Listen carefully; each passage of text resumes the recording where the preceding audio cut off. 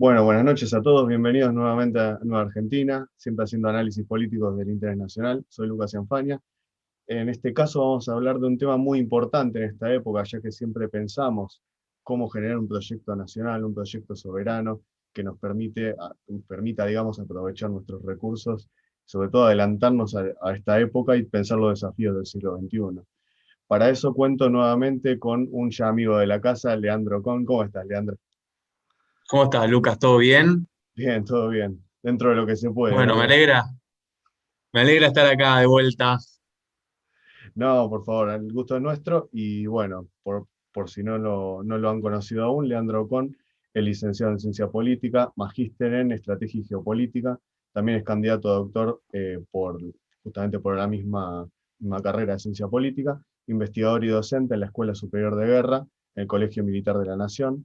Es autor de varios libros: Educación, Conocimiento y Poder, Debates Lógicos, Epistémicos y Enfoques Alternativos respecto a la naturaleza humana, como también coautor del libro Industria y Defensa, Economía Política, Pensamiento Estratégico y Autonomía Tecnológica con Aureliano da Ponte. Y bueno, hoy nos convoca el otro libro del que vamos a estar hablando, que es el tópico de esta vez, que es ciberdefensa. Claves para pensar una estrategia de soberanía nacional, que hiciste junto con Sol Gastaldi, editado por Taeda.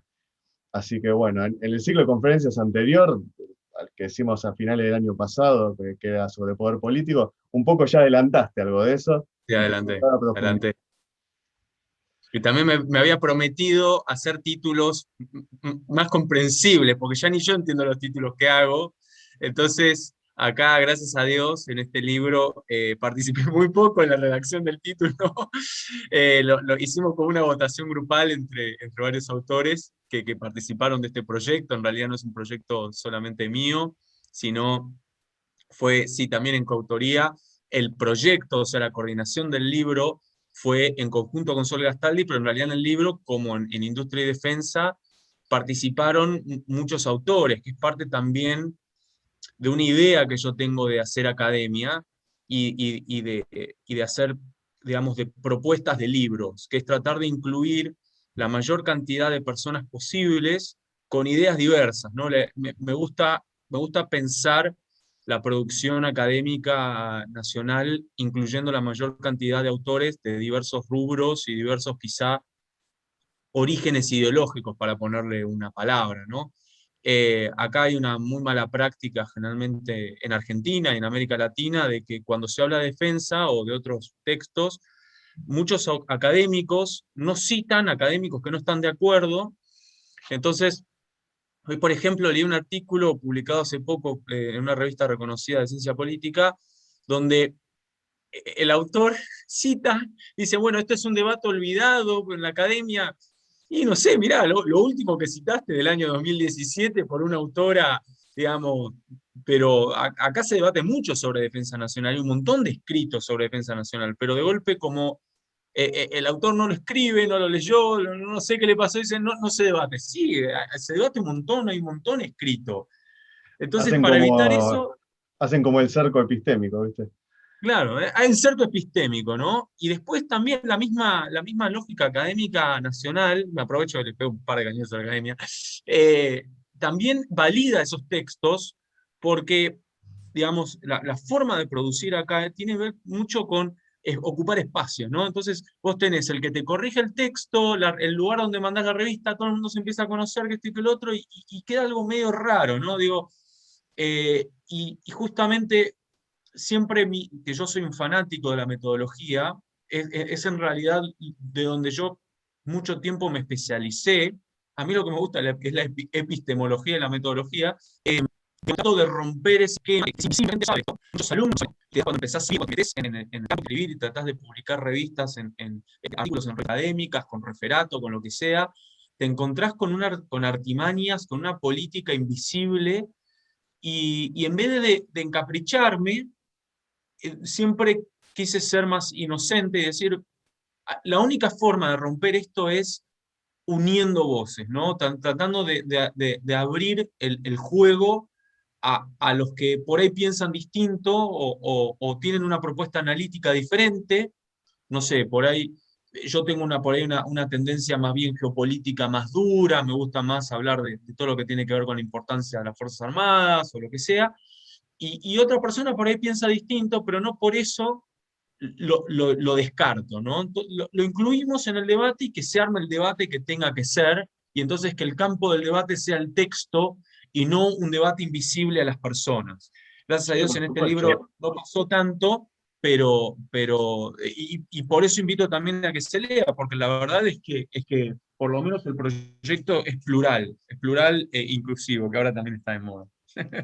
Claro que sí. Bueno, también hay que decir que en varios enfoques críticos quizás se retoma algunas perspectivas realistas clásicas, pero también se les incluye justamente lo diferente del enfoque crítico, que yo creo que es necesario, a veces es complementario, no necesariamente contradice el enfoque clásico, no es siempre un pegarse Exactamente. contra los autores clásicos.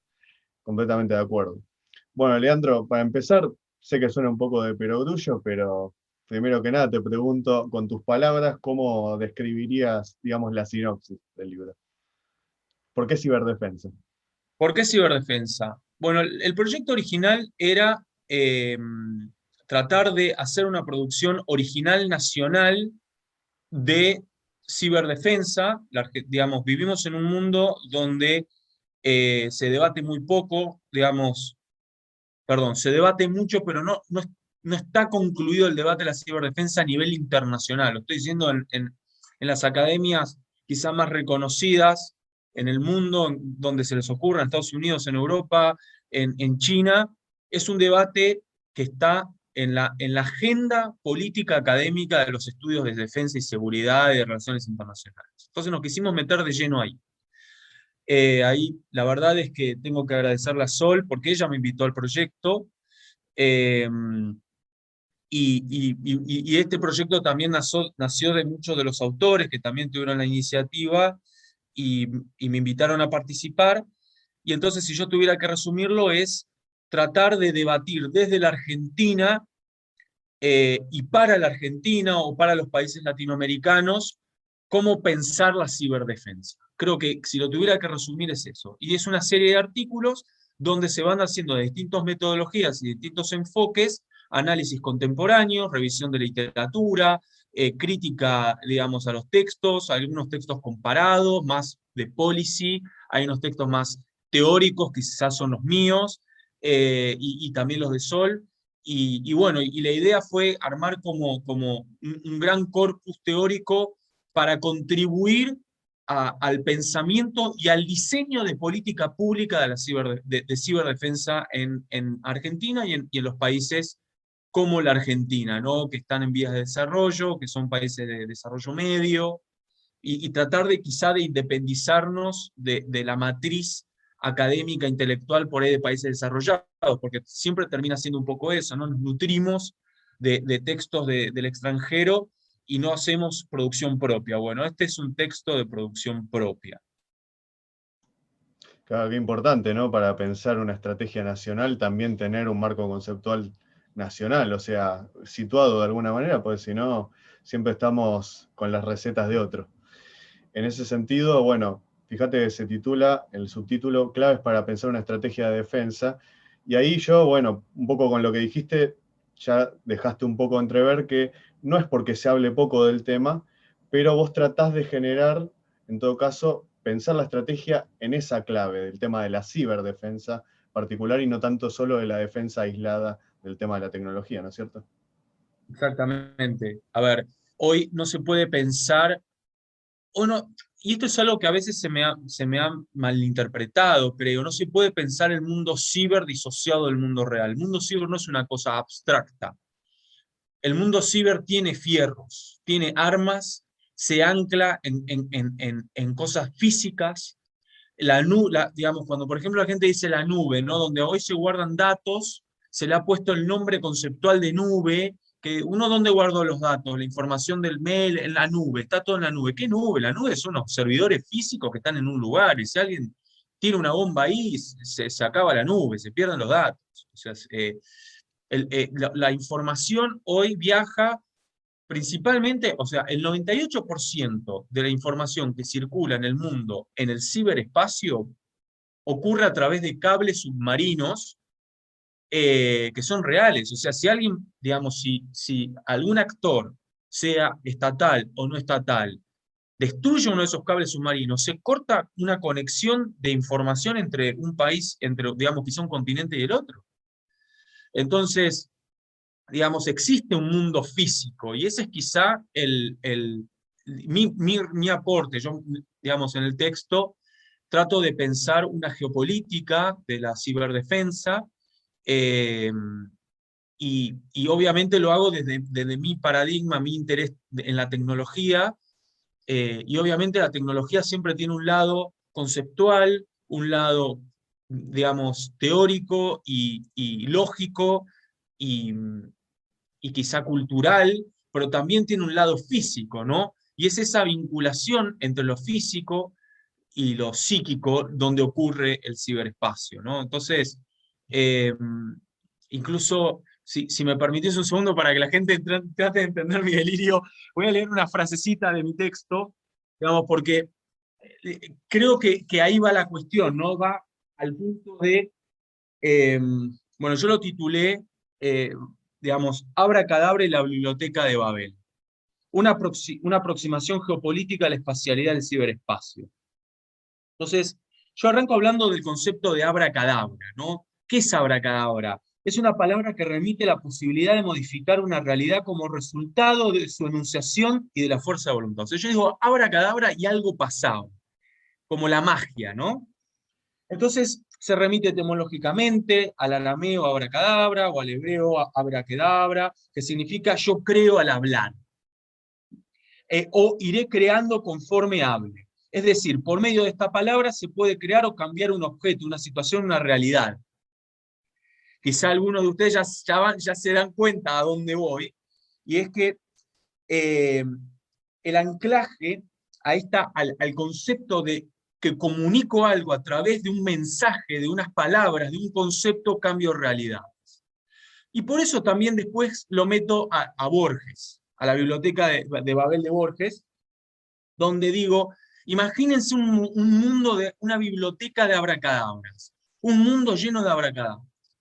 Porque ¿a dónde quiero llegar? Bueno, quiero llegar al concepto que el mundo del ciberespacio es un mundo anclado en el lenguaje lógico, en el lenguaje del código. Es un lenguaje que nosotros lo percibimos decodificado a través de imágenes, pero detrás de esta imagen hay alguien un programador, que hizo a través de un código todas estas cosas que nosotros vemos, y detrás de ese código hay ceros y unos, no está el sistema binario, que es otro lenguaje, es un lenguaje matemático. Entonces, y detrás de esos ceros y unos está el mundo físico, ¿no? El mundo físico humano, que tiene estos cables submarinos que yo mencionaba, que tiene los satélites, que tiene los sistemas, que tiene las computadoras, los dispositivos. Este dispositivo en el que nosotros estamos interactuando es físico. A mí se me rompe ahora la computadora y se acabó esta conversación. Y después está el mundo físico natural, ¿no? Donde nosotros vivimos. Entonces el ciberespacio es todo eso. No es simplemente digamos, los mails y las redes sociales. Hay un mundo que es transversal. Entonces hay que pensarlo multidimensionalmente, y esa es quizá la propuesta de mi texto, y ese es el aporte quizá original que hago de la Argentina. ¿Por qué lo hago así? Porque es algo que hay que reflexionar desde la Argentina. Porque nosotros compramos y recibimos muchas cosas como dadas. Nosotros trabajamos en servidores dados, que son de o Microsoft, o Google, o lo que sea, que son empresas norteamericanas. Nosotros actuamos en dispositivos técnicos celulares que no son necesariamente fabricados en Argentina. Y entonces nos venden sistemas que son paquetes tecnológicos cerrados, algo de lo que ya reflexionaba Jorge Sábato en la década del 70. La idea de paquetes tecnológicos. Nos venden paquetes tecnológicos que los aceptamos, que viene con su hardware y con su software. Y voy a contar una anécdota de hace poco. Uno de los centros políticos de África más importantes que se hicieron de toda África, lo hizo China. Y digamos, es un centro de convenciones, un centro de reuniones políticas de África, de esto y con otro, y un día un técnico estaba analizando los datos, los servidores de ese centro de convenciones, y se da cuenta que había un gran flujo de información que salía de ese centro de conversiones, ¿hacia dónde? Hacia China. Entonces, cuando le vendieron la infraestructura, le vendieron todo el edificio, todos nosotros construimos eso, y de paso le metieron los servidores, y de paso le metieron el paquete cerrado del control de mails de todo el continente africano. Bueno, a eso es donde yo invito. Hoy no se puede pensar el mundo, vivimos en un mundo conectado, en un mundo de solapamiento, interconexión de sistemas, donde nosotros anclamos nuestros sistemas, nuestro Ministerio de Defensa trabaja con Microsoft.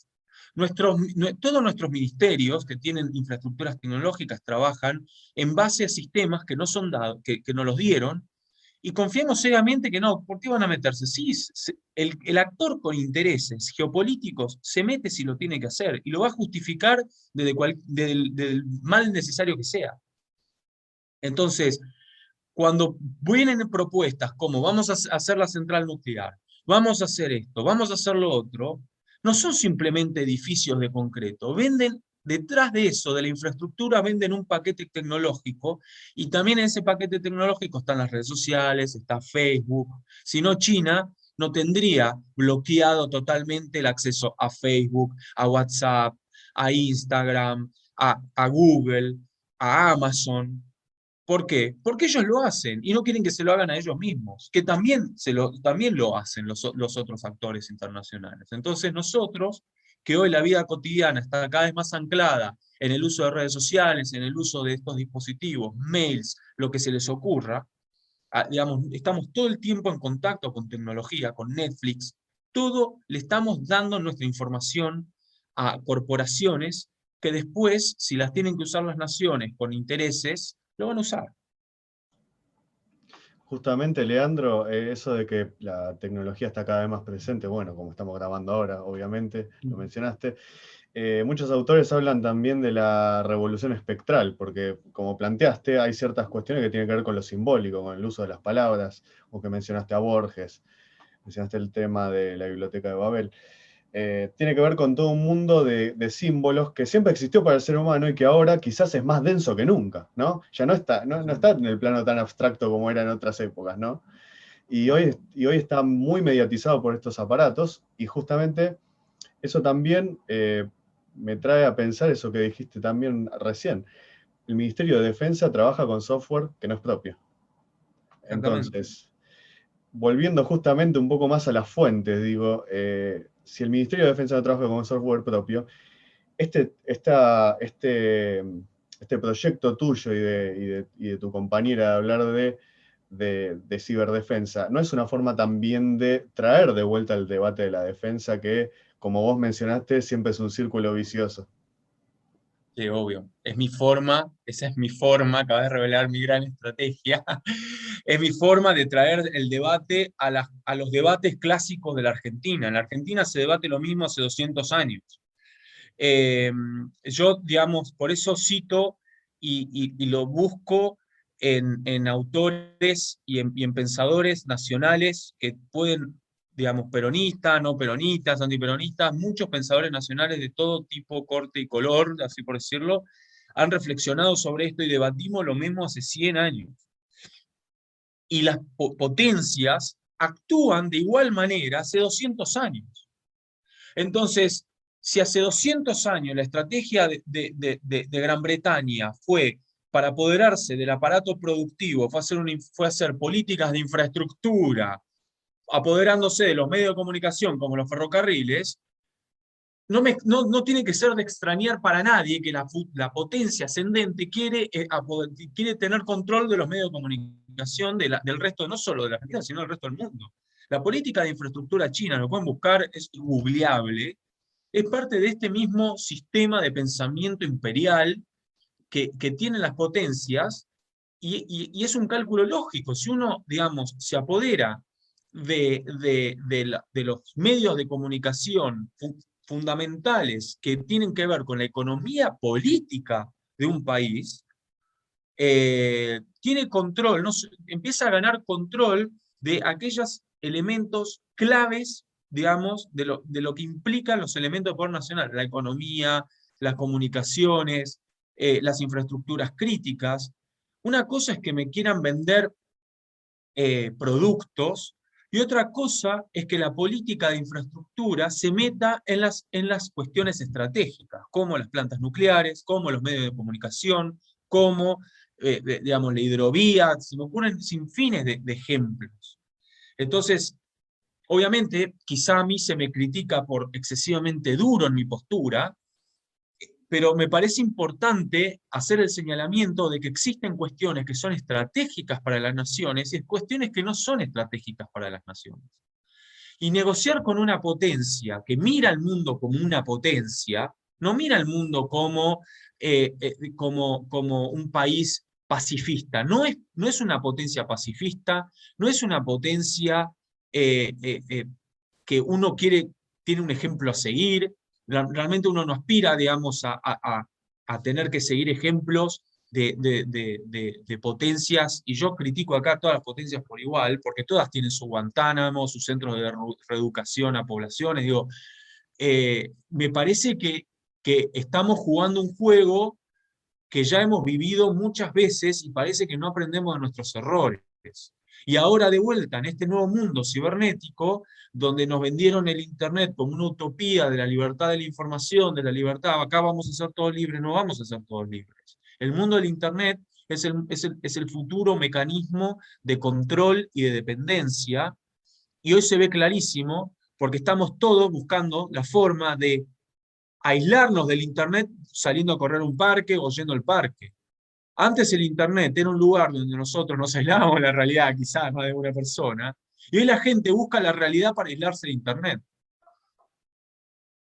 Sí, tal cual, justamente es como una especie de revolución del paradigma de todo punto de vista. También hay una revolución en el tema del derecho, cómo se legislan los crímenes, Tal los cual. delitos, mejor dicho, viste, que pasan en Internet, que parece que es todo un gran vacío legal. Y de la misma manera, bueno, yo también, a ver, nosotros también como grupo compartimos con vos que hay que ser duros en esta crítica, porque si no nos van a pasar por arriba y vamos a estar siempre hace 200 años discutiendo lo mismo, digamos.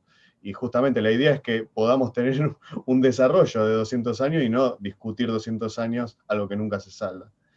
En ese sentido, te pregunto, ¿este momento es una apoteosis, digamos, del proceso por el cual surge Internet? ¿Vos qué opinás? Porque teníamos una idea, al principio cuando Internet había salido, cuando se había lanzado al público general, pues existía antes, pero luego se lanzó, y quizá ahora que vamos descubriendo en esta época, sobre todo, todos los dispositivos que sirven en términos de poder, con respecto a las redes y todo eso, ahora nos empezamos a preguntar, ¿no? Un poco, bueno, entonces se creó para esto Internet. ¿Vos qué opinas?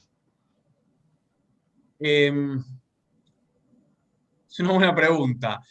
Creo que el Internet no sé si se creó para esto, pero la tecnología, como toda tecnología, es básicamente el estudio del arte de la técnica, ¿no? De cómo se vincula el ser humano con la técnica, con el objeto.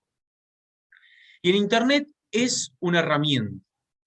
Y uno puede, como toda herramienta, un martillo puede ser utilizado para construir, puede ser utilizado para destruir, puede ser utilizado para matar, o puede ser utilizado para salvar vidas. Entonces, creo que como toda herramienta, tiene una especie de, quizá, de neutralidad que solo es entendida en función de cómo es utilizada. Entonces, cómo se utiliza, ahí pierde su neutralidad. Por eso los objetos en sí mismos, como el Internet, como una espacialidad humana que tiene impregnado el ser humano, el Internet no es una cosa divina, es una cosa creada por el ser humano. Padres que me dicen, no sé qué hacer con mi hijo que está todo el día pegado al teléfono en la mesa y no quiere charlar conmigo. Y así funciona. Y ese chico está conectado a un dispositivo, a una red social, donde está jugando un juego que lo que quiere es cobrarle y mientras comparte sus datos. Entonces hay un proceso, sobre todo en los más jóvenes, que esa es mi preocupación actual, en los más chicos, donde están quizá, desde un punto de vista neurocientífico, están activando y domando un cerebro que se acostumbra a esos estímulos, ¿no? Nosotros que por ahí no vivimos y no nacimos en un mundo con internet podemos verlo, pero los más jóvenes no.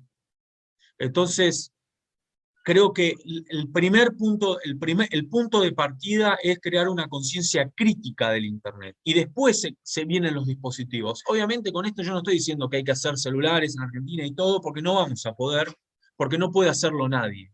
Pero sí tener una conciencia crítica de los dispositivos que usamos cotidianamente, de la salud mental, digamos, de la educación y de la pedagogía. Creo que ese es un primer paso que no se está reflexionando y por lo menos es una primera herramienta que sí podemos disponer en este momento, no tecnológica, sino psicológica, educativa, en la que sí podremos estar actuando y no lo estamos haciendo. Todo lo contrario, estamos en este momento, las escuelas y los docentes y todo el mundo está descansando excesivamente en estos dispositivos sin reflexionar en las consecuencias negativas del constante uso de estos dispositivos. El otro día salió un trabajo una revista, digamos, inglesa que dice que estar conectado más de 2 horas sin Zoom te quema la cabeza, o sea, te hace mal.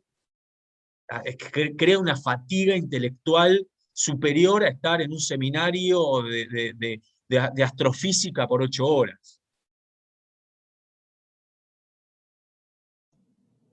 Sí, es tremendo los efectos que se tienen. Recién ahora se está empezando a ver un poco algún atisbo, ¿no? Después de un año y pico de situación, viste, de encierro forzoso en muchos países, como el nuestro. En este sentido, justamente te iba a preguntar por los dispositivos de ciberdefensa. Es muy interesante porque ahora mencionaste un tema que es muy importante, es el tema de la ética, tener una ética respecto del bien, respecto del dispositivo, porque justamente la industria, ninguna industria, ninguna tecnología es neutral, y esa falta de neutralidad a veces la olvidamos porque quedamos encandilados por lo nuevo, ¿no? Pareciera. Sí, sí, y también el gran problema que creo que tienen países como la Argentina es que no nos metemos adentro del aparato jurídico estratégico del dispositivo. Cuando uno compra un avión de guerra, cuando uno compra un avión caza, cuando uno compra un tanque o cuando compra uno un sistema de inteligencia artificial algorítmica que puede dirigir drones, a uno no le venden todo. Le venden el aparato, pero no le dicen ni cómo arreglarlo, solo le dicen cómo usarlo. Pero es un paquete cerrado. Y hoy, y el futuro de la defensa nacional, el futuro de las grandes tecnologías, ya lo vimos con el Iron Dome israelí, que es este sistema de misilístico que funciona como un escudo protector contra ataques de misiles de los oponentes, ¿no? En este caso, en este conflicto de la Franja de Gaza, vimos cómo Hamás atacaba a Israel y por medio de cohetes, y el sistema de defensa israelí tenía otros misiles que interceptaban en el aire esos cohetes, entonces de una forma interactiva. Pero ¿cuál es la tecnología clave ahí? Es el algoritmo que interpreta el viaje del cohete opositor y dónde tiene que ir tu cohete. La clave tecnológica ahí es el proceso computacional y lógico, informático, de software, de algoritmos, de matemática, que está articulando el comportamiento automático de ese sistema de defensa. Y ese es el futuro de la defensa. El control algorítmico y quizá lógico de sistemas cada vez más desarrollados. Eso pasa con los radares, pasa con los sistemas de aviación, pasa con los satélites. Entonces, y ahí no nos metemos. El algoritmo es la tecnología estratégica. Hay un proceso Nosotros pensamos que la tecnología es el aparato es una carcasa en este momento, es una carcasa, pero dentro de esa carcasa hay un universo de información que es inaccesible y que es la tecnología estratégica, y ese es el futuro de la defensa. Y ese es el futuro de la defensa que no estamos desarrollando y que vamos a comprar. Entonces nos van a vender un despliegue, un robótico gigantesco dentro de 40 años, que ¿dónde va a estar la tecnología estratégica? ¿Dónde está el dispositivo? Va a estar en una cuenta matemática en el cual va a hacer que todo ese dispositivo funcione. Sí, claro, es un poco el arquetipo que estamos viviendo en esta época, viste, de lo prometeico, ¿no? La capacidad de Sí. anticipar la trayectoria de los eventos. Eso es algo muy notable, inclusive, obviamente se extiende a las campañas políticas y a todo eso, pero con el ejemplo de la cúpula queda clarísimo. Clarísimo. En ese sentido, Leandro, ya para ir finalizando, si quisiéramos encarar finalmente un proyecto nacional y una estrategia, no te preocupes, no te estoy pidiendo una receta, el foco sobre, digamos, ponemos el foco sobre la generación de empleo y la capacidad de que eso nos genere un peso específico hacia afuera, conquistar espacios, digamos, que Argentina tenga capacidades. Más allá de establecer, obviamente, criterios productivos para la economía no virtual, pero ¿pensás que tiene que girar en torno a la capacidad virtual y tecnológica? Sí, claro. O sea, hoy la diferencia, la Argentina piensa que, en la Argentina, no quiero generalizar burdamente, pero hay que sacarse de la cabeza que no hay que pensar como una potencia, ¿no? ¿Cómo piensan las potencias o las ascendentes a potencias? Piensan en articular una política de defensa vinculada con su aparato económico. Un sistema que no genera una alianza estratégica entre las empresas, entre el sistema de defensa y entre el Estado en la política nacional, esto es de vuelta, quizá algunos van a pensar que estoy parafraseando a Sábato, eh, y lo van a pensar con razón, porque quizá el espíritu de lo que estoy diciendo está ahí, no vamos a llegar a ningún lado. Voy a citar un ejemplo muy distinto, pero para que se entienda. Me preguntaban sobre la cesión de soberanía, hoy en clase me preguntaban sobre la cesión de soberanía en la hidrovía. Y yo le decía, pasa que acá en Argentina pensamos en términos militares y estratégicos que la hidrovía estamos cediendo nuestra soberanía y los derechos, cuando ni siquiera los mismos empresarios necesariamente creen en la soberanía del Estado Nacional sobre la hidrovía, porque no les conviene.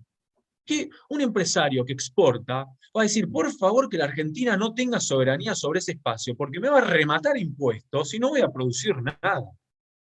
Entonces, creo que ahí es necesario pensar una política cibernética, quizá, no solamente ciberdefensa, sino cibereconómica, que tenga vinculación. Porque el gran problema nacional sigue siendo el mismo. No existe, el aparato productivo no está vinculado al aparato de defensa nacional. Lo pensamos como cosas disociadas, por ende lo pensamos como un gasto o como la ocupación del Estado en algo que lo único que genera es detrimento, aumento de impuestos, cargas.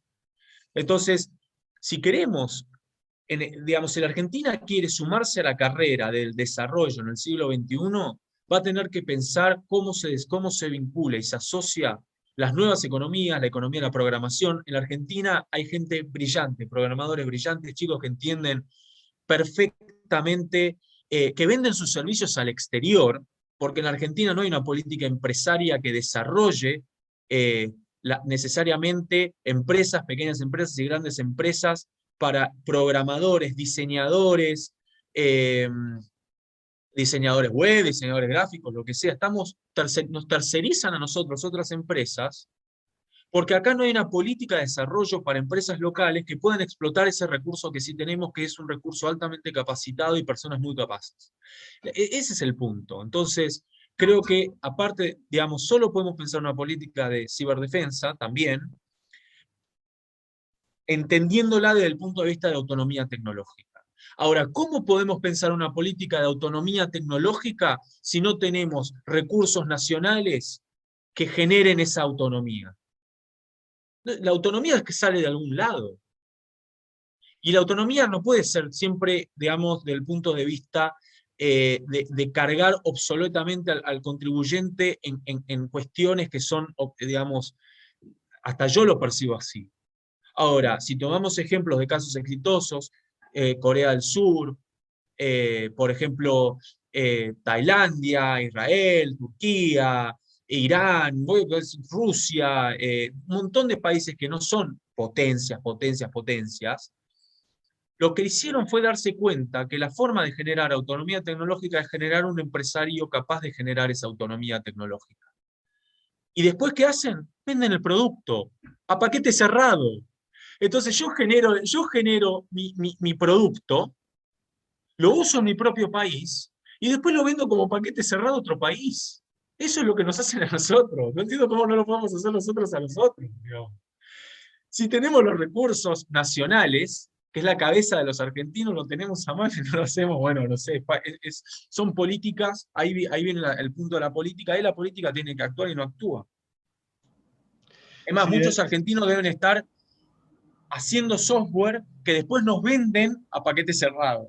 sí, sí, es así. La verdad que en ese sentido hemos sido una máquina de desaprovechar el mismo potencial que tenemos nosotros como pueblo, digamos. O sea, los argentinos se las arreglan a veces en situaciones que vos no la podés creer, y aún así pueden generar cosas de muy alto valor, y eso es lo que tendríamos que aprovechar precisamente porque, a ver, cualquier país desarrollado usa, o sea, justamente, como bien decís, hace esa simbiosis entre estrategia de defensa y economía, porque saben que eso va a ser el peso de ellos ante el mundo, para que por lo menos no le pongan el pie encima. Totalmente. Bueno, así que los invitamos a que vayan a buscar el libro Ciberdefensa, claves para pensar una estrategia de soberanía nacional, editado por Taeda. Si querés mostrarlo, Leandro. Sí, lo pueden conseguir por ahora en librería Jenny y el Ateneo. Yo estoy haciendo un sitio donde pueden conseguirlo quizá a menor precio, lo voy a vender yo directamente también. Pero bueno, por ahora, digamos, también tengo como una ayudita ahí de unos colegas que me están ayudando a hacer el sitio para poder hacer un shop, pero por ahora lo pueden conseguir en esas librerías. Buenísimo, Leandro. Bueno, te agradezco mucho nuevamente por haber estado. Te seguiremos llamando seguramente para hablar de otros temas, de temas soberanos, digamos, que hacen al interés nacional argentino, me parece que es algo que tenemos que desarrollar mucho y generar mucho debate. Bueno, muchas gracias por invitarme, siempre es un placer charlar con vos y muchas gracias por la oportunidad de poder expresar y de contar también el proyecto de este libro que lo hicimos todos en equipo con mucho esfuerzo. La verdad es que es importante que se sepa, nosotros no cobramos por esto, lo hacemos todo realmente por amor a la academia y a la defensa nacional.